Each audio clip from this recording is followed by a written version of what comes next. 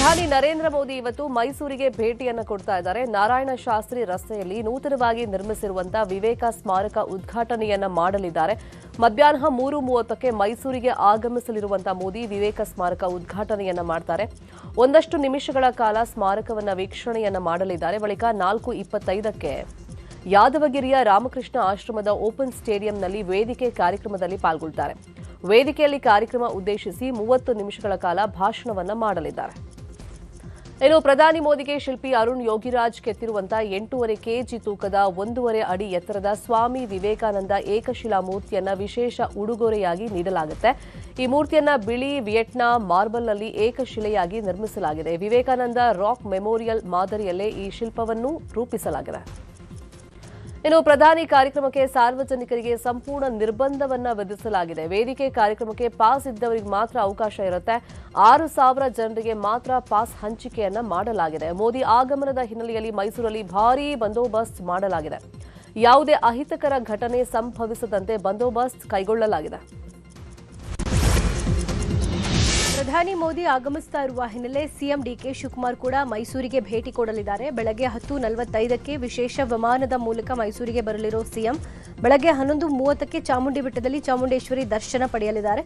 ಮಧ್ಯಾಹ್ನ 3:15ಕ್ಕೆ ಓವಲ್ ಗ್ರೌಂಡ್ನಲ್ಲಿ ಹೆಲಿಪ್ಯಾಡ್ಗೆ ತೆರಳಿ ಪ್ರಧಾನಿ ಮೋದಿ ಅವರನ್ನು ಸ್ವಾಗತಿಸಲಿದ್ದಾರೆ. ಬಳಿಕ ಪ್ರಧಾನಿ ಜೊತೆ ಕಾರ್ಯಕ್ರಮಗಳಲ್ಲಿ ಪಾಲ್ಗೊಳ್ಳಲಿದ್ದಾರೆ.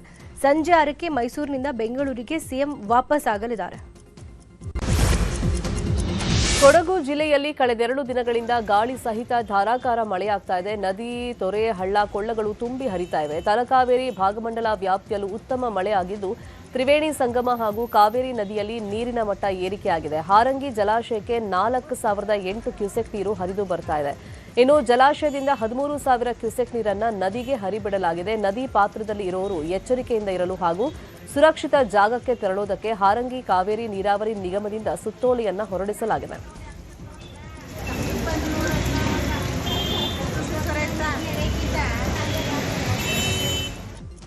ಕೊಡಗು ಜಿಲ್ಲೆಯಲ್ಲಿ ಭಾರೀ ಮಳೆ ಹಿನ್ನೆಲೆಯಲ್ಲಿ ಇವತ್ತು 3 ತಾಲೂಕುಗಳಲ್ಲಿ ಶಾಲೆಗಳಿಗೆ ರಜೆಯನ್ನ ಘೋಷಣೆ ಮಾಡಲಾಗಿದೆ. ಮಡಿಕೇರಿ, ಸೋಮವಾರಪೇಟೆ, ವಿರಾಜಪೇಟೆ ತಾಲೂಕಿನ ಪ್ರಾಥಮಿಕ ಹಾಗೂ ಪ್ರೌಢಶಾಲೆಗಳಿಗೆ ರಜೆಯನ್ನ ಘೋಷಣೆ ಮಾಡಲಾಗಿದೆ. ವಿದ್ಯಾರ್ಥಿಗಳ ಸುರಕ್ಷತೆ ದೃಷ್ಟಿಯಿಂದ ತಹಶೀಲ್ದಾರ್ ರಜೆಯನ್ನ ಘೋಷಣೆ ಮಾಡಿದ್ದಾರೆ. ದಕ್ಷಿಣ ಕನ್ನಡ ಜಿಲ್ಲೆಯಲ್ಲಿ ಭಾರೀ ಮಳೆ ಮುನ್ಸೂಚನೆ ಹಿನ್ನೆಲೆ ಇವತ್ತು ಜಿಲ್ಲೆಯ ಎಲ್ಲಾ ಶಾಲಾ ಕಾಲೇಜುಗಳಿಗೆ ರಜೆ ಘೋಷಿಸಲಾಗಿದೆ. ಅಂಗನವಾಡಿಯಿಂದ ಹಿಡಿದು ದ್ವಿತೀಯ ಪಿಯುಸಿ ವಿದ್ಯಾರ್ಥಿಗಳವರೆಗೂ ರಜೆ ಘೋಷಿಸಲಾಗಿದ್ದು ಈ ಬಗ್ಗೆ ದಕ್ಷಿಣ ಕನ್ನಡ ಜಿಲ್ಲಾಧಿಕಾರಿ ದರ್ಶನ್ ಆದೇಶಿಸಿದ್ದಾರೆ. ಚಿಕ್ಕಮಗಳೂರು ತಾಲೂಕಿನ ಚಂದ್ರದ್ರೋಣ ಪರ್ವತದ ಸಾಲಿನಲ್ಲಿ ಭಾರೀ ಪ್ರಮಾಣದಲ್ಲಿ ಗುಡ್ಡ ಕುಸಿದಿದೆ. ಇನಾಂ, ದತ್ತಾತ್ರೇಯ, ಬಾಬಾ ಬುಡನ್ಸ್ವಾಮಿ ದರ್ಗಾ, ಮಾಣಿಕ್ಯ ಧಾರಾಗೆ ತೆರಳುವಂತಹ ರಸ್ತೆಯಲ್ಲಿ ಗುಡ್ಡ ಕುಸಿದಿದೆ. ಕವಿಕಲ್ ಗಂಡಿ ಬಳಿಯಲ್ಲಿ ತಡೆಗೋಡೆ ನಿರ್ಮಾಣದ ಕಾಮಗಾರಿ ನಡೀತಾ ಇದ್ದ ಸ್ಥಳದಲ್ಲೇ ಮಣ್ಣು, ಕಲ್ಲು ಕುಸಿದು ಬಿದ್ದಿವೆ. ಮತ್ತಷ್ಟು ಕುಸಿತವಾದರೆ ದತ್ತಪೀಠ ಮಾರ್ಗ ಬಂದ್ ಆಗುವಂತ ಸಾಧ್ಯತೆ ಇದೆ.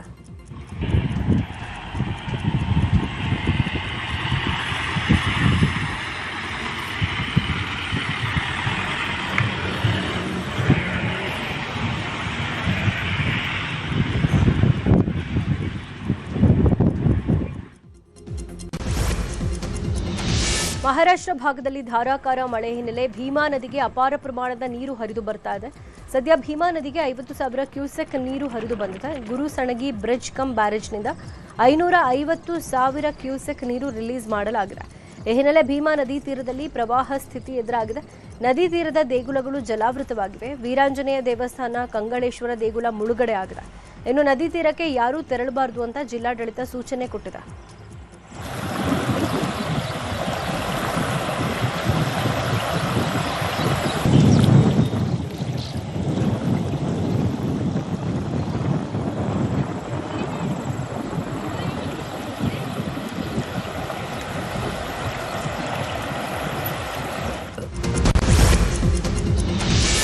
ಭೀಕರ ಬರದಲ್ಲೂ ಬೋರ್ವೆಲ್ನಲ್ಲಿ ನೀರು ಉಕ್ಕಿ ಹರಿತಾ ಇದೆ. ಚಿತ್ರದುರ್ಗ ತಾಲೂಕಿನ ಗುಡ್ಡದ ರಂಗವ್ವನಹಳ್ಳಿಯಲ್ಲಿ ರೈತ ಬಾಬು ರೆಡ್ಡಿಗೆ ಸೇರಿದ ಜಮೀನಿನ ಕೊಳವೆ ಬಾವಿಯಲ್ಲಿ ನೀರು ಉಕ್ಕಿ ಹರಿತಾ ಇದೆ. ಒಂದು ವಾರದಿಂದಲೂ ನಿರಂತರವಾಗಿ ಅಂತರ್ಜಲ ಉಕ್ತಾ ಇದ್ದು ಜನ ಆಶ್ಚರ್ಯವನ್ನ ಪಟ್ಟಿದ್ದಾರೆ.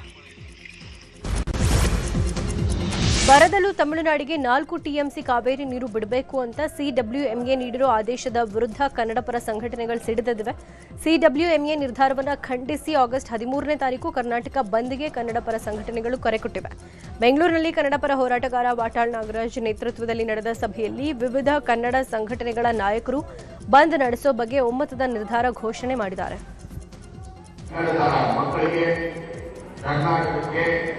ಮರಣ ಶಾಸನವನ್ನು ಕೊಟ್ಟಿರುವಂತ ಕಾವೇರಿ ನಿರ್ವಹಣಾ ಮಂಡಳಿ ಮತ್ತು ಕೇಂದ್ರ ಸರ್ಕಾರ ಮತ್ತು ನಮ್ಮನ್ನು ಆಳುವಂತ ದೊರೆಗಳು ಇವತ್ತು ನಮಗೆ ಮರಣ ಶಾಸನವನ್ನ ಬರೆದಿದ್ದಾರೆ. ನಾವೆಲ್ಲರೂ ಆತಂಕದಲ್ಲಿದ್ದೀವಿ. ಮುಂದಿನ ದಿನಗಳಲ್ಲಿ ನಮ್ಮ ಮಕ್ಕಳಿಗೆ ಕಾವೇರಿ ನೀರನ್ನ ಉಳಿಸ್ಕೋಬೇಕಾದ್ರೆ ಇವತ್ತಿನ ವಿಷಯ ಇಷ್ಟೇ. ಪದೇ ಪದೇ ಕಾವೇರಿ ವಿಚಾರದಲ್ಲಿ ಅನ್ಯಾಯ ಕರ್ನಾಟಕಕ್ಕೆ ಆಗ್ತಾನೆ ಇದೆ. ಬಹುಶಃ ನಾವೆಲ್ಲ ಕಾದು ಮೇಲ್ಮನವಿ ಸಲ್ಲಿಸಿದ್ದಾರೆ, ನಮಗೆ ನ್ಯಾಯ ಸಿಗ್ಬೋದು ಅಂತ ಅನೇಕ ಜನ ಅಂದ್ಕೊಂಡಿದ್ರು. ಆದರೆ ನಾವು ಮೊದಲೇ ನಿರೀಕ್ಷೆ ಮಾಡಿದ್ದು ಆ ಮೇಲ್ಮನವಿ ತೀರ್ಪು ಕೂಡ ಇದೇ ರೀತಿ ಬರುತ್ತೆ ಅಂತ ನಮ್ಗೆ ಗೊತ್ತಿತ್ತು. ಯಾಕೆಂತಂದ್ರೆ ಇದನ್ನು ಸುಮಾರು 15-20 ವರ್ಷಗಳಿಂದ ನೋಡ್ಕೊಂಡೇ ಬಂದಿದ್ರು. ಯಾವುದೇ ಸಂದರ್ಭದಲ್ಲೂ ಕರ್ನಾಟಕವನ್ನ ಕಡೆಗಣಿಸಿಕೊಂಡೇ ಬಂದಿದ್ದಾರೆ. ವಾಸ್ತವ ನಾವು ಇಡೀ ರಾಜ್ಯದಲ್ಲಿ ಬಹಳ ಅದ್ಭುತವಾಗಿ ಹೋರಾಟ ಮಾಡಬೇಕಾಗಿದೆ. ಆ ದೃಷ್ಟಿಯಿಂದ ಯಾವುದೇ ಕಾರಣಕ್ಕೂ ಕಾವೇರಿ ನೀರನ್ನ ತಮಿಳುನಾಡಿಗೆ ಬಿಡಕ್ಕಾಗೋದಿಲ್ಲ ಅಂತ ಹೇಳಿ, ಇನ್ನು ತಮಿಳುನಾಡಿಗೆ ಕಾವೇರಿ ನೀರು ಹರಿಸೋ ವಿಚಾರಕ್ಕೆ ಕರ್ನಾಟಕ ಬಂದ್ ಮಾಡೋಕೆ ಕರೆ ನೀಡಲಾಗಿದೆ. ಆದರೆ ಆಗಸ್ಟ್ 13ನೇ ತಾರೀಕು ಕರ್ನಾಟಕ ಬಂದ್ ಬೇಡ ಅಂತ ಸಿಎಂ ಡಿಕೆಶಿ ಮನವಿ ಮಾಡಿದ್ದಾರೆ. ಬಂದ್ನಿಂದ ಯಾವುದೇ ಪ್ರಯೋಜನ ಆಗಲ್ಲ, ಕೆಲವರು ಪ್ರತಿಭಟನೆ ಮಾಡಬಹುದು, ಆದರೆ ತಕರಾರಿಲ್ಲ. ವಾಸ್ತವ ಸ್ಥಿತಿ ಅರ್ಥ ಮಾಡಿಕೊಂಡು ಪ್ರತಿಭಟನೆ ಕೈ ಬಿಡಬೇಕು ಅಂತ ಡಿಕೆಶಿ ಮನವಿ ಮಾಡಿದ್ದಾರೆ. ನಾವು ಯಾವ ಡ್ಯಾಮ್ ಕೂಡ ನೀರನ್ನು ಬಿಟ್ಟಿಲ್ಲ. ಇದು ರೆಗ್ಯುಲರ್ ಫ್ಲೋ ಅಲ್ಲಿ ಹೋಗಿದೆ. ಬೆಂಗಳೂರಲ್ಲಿ ಬಿಟ್ಟ ನೀರು, ಬೇರೆ ಕಡೆ ಮಧ್ಯದಲ್ಲಿ ಬಿಟ್ಟ ನೀರು ಅಲ್ಲಿ ಹೋಗಿ ತಲುಪಿದೆ. ಸೊ ಆದರೂ ಕೂಡ ಇದ್ರ ಮಧ್ಯದಲ್ಲಿ ವಿರೋಧ ಪಾರ್ಟಿಯವರು ಕೂಡ ಕೆಲವು ಸ್ಟ್ರೈಕ್ಗಳು ಮತ್ತೊಂದೆಲ್ಲ ಮಾಡ್ತಾ ಇದ್ದಾರೆ.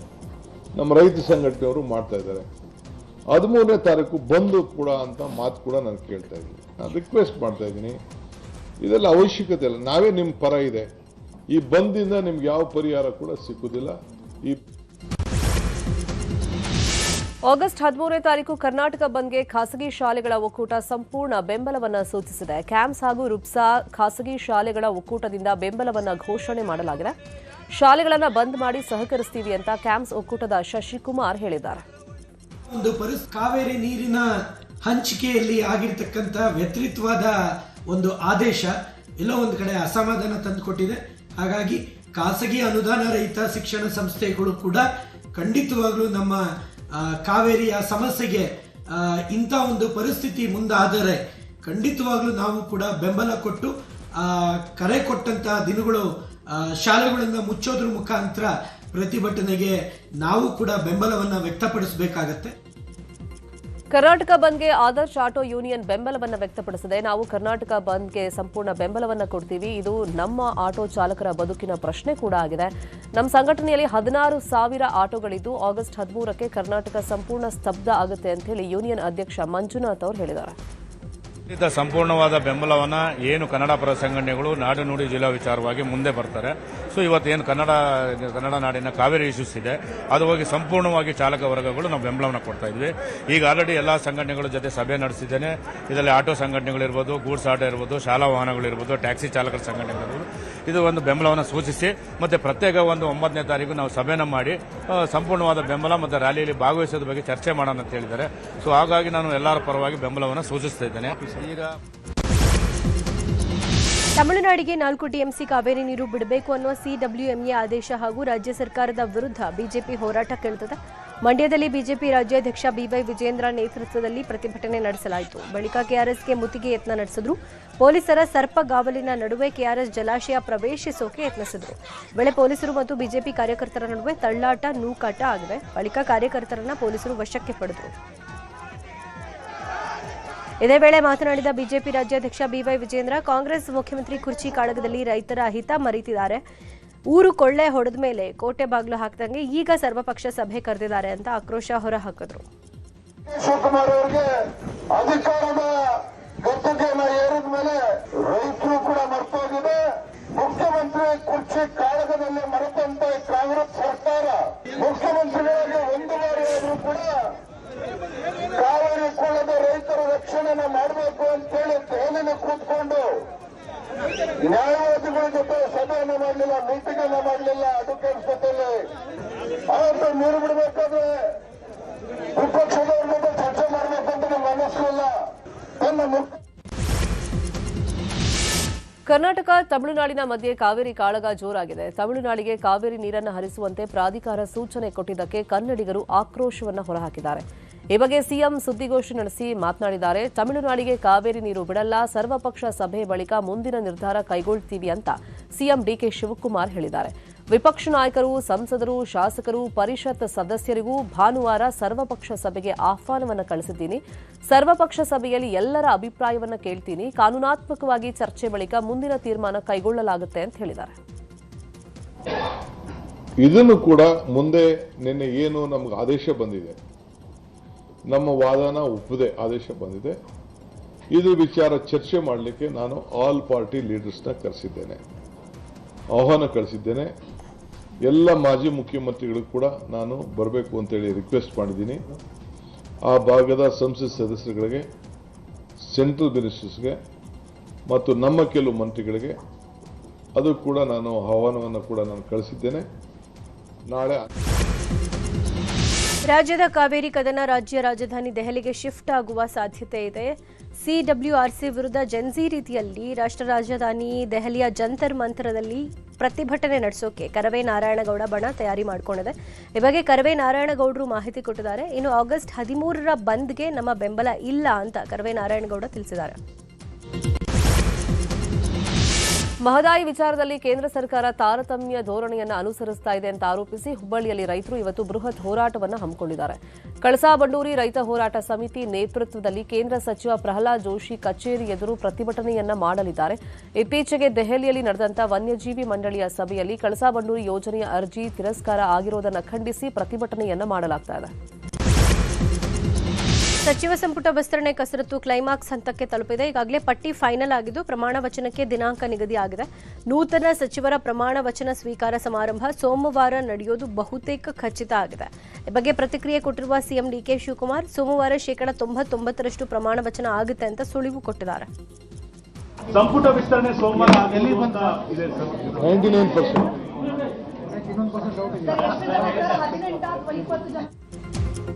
ಸಚಿವ ಸಂಪುಟ ವಿಸ್ತರಣೆಗೆ ಈಗಾಗಲೇ 18 ಶಾಸಕರ ಹೆಸರಿನ ಪಟ್ಟಿ ಫೈನಲ್ ಆಗಿದೆ. ಈ ಪೈಕಿ 15 ಸಂಭಾವ್ಯ ಸಚಿವರ ಪಟ್ಟಿ ನ್ಯೂಸ್ 18ಗೆ ಸಿಕ್ಕಿದೆ. ದೆಹಲಿಯ ಕಾಂಗ್ರೆಸ್ ಮೂಲಗಳಿಂದ ಪಟ್ಟಿ ಲಭ್ಯವಾಗಿದೆ. ಬೋಸ್ರಾಜ್, ಅಜಯ್ ಸಿಂಗ್, ನಾಗೇಂದ್ರ, ಯಶವಂತ್ ರಾಯಗೌಡ ಪಾಟೀಲ್, ಶಿವರಾಜ್ ತಂಗಡಗಿ, ಬಸವರಾಜ ರಾಯರೆಡ್ಡಿ, ಲಕ್ಷ್ಮೀ ಹೆಬ್ಬಾಳ್ಕರ್, ಲಕ್ಷ್ಮಣ ಸವದಿ, ಎಸ್ಎನ್ ಮಲ್ಲಿಕಾರ್ಜುನ್, ಸಂತೋಷ್ ಲಾಡ್ ಅಥವಾ ಶ್ರೀನಿವಾಸ್ ಮಾನೆ, ಸಲೀಂ ಅಹಮದ್, ರಘುಮೂರ್ತಿ, ರಿಜ್ವಾನ್ ಅರ್ಷದ್ ಅಥವಾ ಜಮೀರ್ ಅಹಮದ್ ಖಾನ್, ಆನೇಕಲ್ ಶಿವಣ್ಣ, ಎಎಸ್ ಪೊನ್ನಣ್ಣ ಹಾಗೂ ಬಸವರಾಜ್ ಶಿವಣ್ಣನವರ್ ಈ 15 ಮಂದಿ ಶಾಸಕರು ಸಚಿವರಾಗಿ ಪ್ರಮಾಣ ವಚನ ಸ್ವೀಕಾರ ಮಾಡೋದು ಖಚಿತ ಎನ್ನಲಾಗಿದೆ. ಆರ್ಎಸ್ಎಸ್ ವಿರುದ್ಧ ಅವಹೇಳನಕಾರಿ ಪೋಸ್ಟ್ ಮಾಡಿದ ಆರೋಪ ಸಂಬಂಧ ಗೃಹ ಸಚಿವ ಪ್ರಿಯಾಂಕ್ ಖರ್ಗೆ ಹಾಗೂ ಕಾಂಗ್ರೆಸ್ ಮುಖಂಡ ಮೊಹಮ್ಮದ್ ನಲ್ಪಾಡ್ಗೆ 2ನೇ ನೋಟಿಸ್ ಅನ್ನು ನೀಡಲಾಗಿದೆ.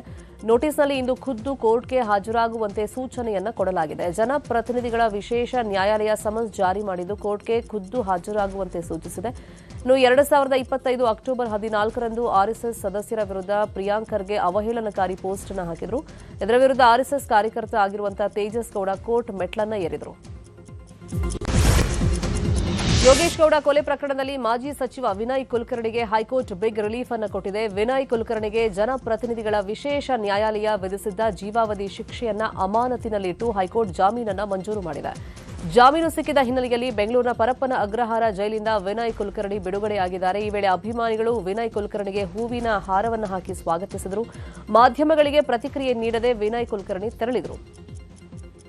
ಇನ್ನು ಮಾಜಿ ಸಚಿವ ವಿನಯ್ ಕುಲಕರ್ಣಿಗೆ ಜಾಮೀನು ಪ್ರಕಟ ಹಿನ್ನೆಲೆಯಲ್ಲಿ ಹೋರಾಟಗಾರ ಬಸವರಾಜ್ ಕೊರವರ ಪ್ರತಿಕ್ರಿಯೆ ಕೊಟ್ಟಿದ್ದಾರೆ. ತೀರ್ಪಿಗೆ ತಡೆಯಾಜ್ಞೆ ಸಿಕ್ಕಿರುವುದು ಬೇಸರದ ಸಂಗತಿ. ಈ ಪ್ರಕರಣದಲ್ಲಿ ಸ್ಟೇ ಅಲ್ಲ, ಜಾಮೀನು ಕೂಡ ಸಿಗಬಾರದಾಗಿತ್ತು. ಆದೇಶ ಪ್ರಶ್ನಿಸಿ ಸುಪ್ರೀಂ ಕೋರ್ಟ್ ಮೊರೆ ಹೋಗ್ತೀವಿ ಅಂತ ಹೇಳಿದ್ದಾರೆ.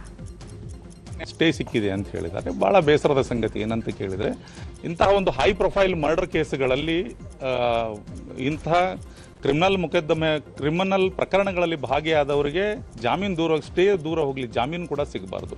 ಆದರೂ ಕೂಡ ನ್ಯಾಯಾಲಯ ಕೊಟ್ಟಿದೆ. ಈಗ ನ್ಯಾಯಾಲಯ ಕೊಟ್ಟಿದೆ ಅಂತ ಕೇಳಿದಾಗ ಅದನ್ನು ನಾವು ಗೌರವಿಸಲೇಬೇಕು. ಯಾವ ಅಂಶಗಳ ಆಧಾರದ ಮೇಲೆ ನ್ಯಾಯಾಲಯ ಕೊಟ್ಟಿದೆ ಅನ್ನೋದನ್ನು ನಾವು ಗಮನಿಸಿ, ನಾವು ಈಗಾಗಲೇ ಗುರುನಾಥ ಗೌಡರ ಜೊತೆ ನಾವು ಮಾತುಕತೆ ಮಾಡಿದ್ದೀವಿ, ಗುರುನಾಥ ಗೌಡರು ನಾವು ಡಿಸ್ಕಸ್ ಮಾಡಿದ್ದೀವಿ. ಅದನ್ನು ಗಮನಿಸಿ ನಾವು ಸುಪ್ರೀಂ ಕೋರ್ಟ್ ಮೊರೆ ಹೋಗ್ತೀವಿ. ಅದನ್ನು